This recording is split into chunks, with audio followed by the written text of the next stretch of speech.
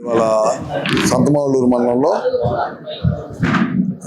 Telugu Desam party నాయకులతోటి కార్యకర్తలతోటి ప్రజలతో అందరితో కలిపి వాళ్ళ మీటింగ్ పెట్టుకోవడం జరిగింది పొద్దు నుంచి. ముఖ్యంగా ఇక్కడ కొన్ని ఊర్లకు సంబంధించి ఇనాం భూములు ఉన్నాయి. గతంలో మనం చాలా పనిచేసాము. భూములు చేతికి ఇచ్చే లోపల ప్రభుత్వం పోయింది. గడిచిన 5 సంవత్సరాల నుంచి వాళ్ళకి ఇవ్వలేదు.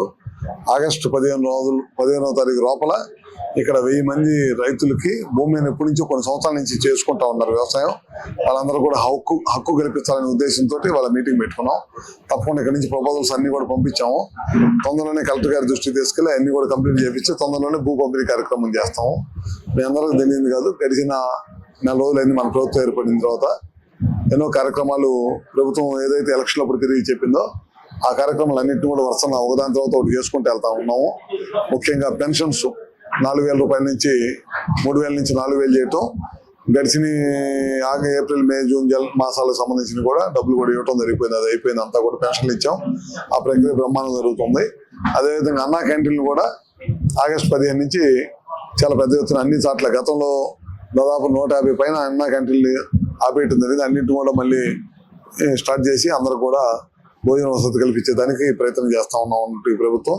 ముఖ్యంగా ఏంటంటే ప్రజలకి ఈ భూ చట్టం రద్దు చేయడం జరిగింది. నిన్న మా కేబినెట్ లో కూడా 2 సార్లు ఇప్పటికీ కేబినెట్ లో భూ చట్టం మీద చర్చ జరిగింది. ముఖ్యంగా దాని నుంచి ప్రజలు చాలా మంది భయభ్రాంతులు అయిపోయారు అనమాట. ఆ చట్టం వల్ల జరిగే ఇబ్బందులన్నీ కూడా ప్రజలు తెలుసుకున్న తర్వాత చాలా ఇబ్బంది అయిపోయింది. వాటిని విముక్తి కలిగించాం ప్రజలకి. మీ అందరికీ తెలియదు కాదు, ఏదైనా భూమి సెంటిమెంట్ ఉంటుంది ప్రజలకి. అట్లాంటి భూమికి రిజిస్ట్రేషన్ పత్రాలు ఇవ్వకుండా జిరాక్స్ ఇస్తామని చెప్పటం, ఏదైనా సమస్య వస్తే ఇక్కడ కాకుండా హైకోర్టుకి వెళ్ళి తెలుసుకోవాలని చెప్పటం, ఎవరో ప్రైవేట్ వ్యక్తుల ద్వారా ఈ భూమి రిజిస్ట్రేషన్లు కానీ ఆఫీసర్లను నియమిస్తామని చెప్పటం, ఇట్లాంటి వాటి వల్ల చాలా భయభ్రాంతులకు గురైపోయారు ప్రజలు అనమాట.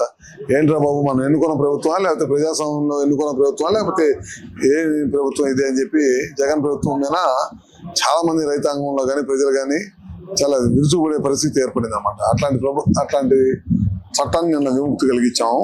తొందరలోనే ఏ ప్రభుత్వ వ్యతిరేక విధానాలు చేసిందో గడిచిన 5 సంవత్సరాల్లో అవి అన్నిటిని కూడా ప్రజల నుంచి విముక్తి కలిగించి ప్రజలకి న్యాయవంతమైన పరిపాలనని ప్రజలకు అందిస్తాం.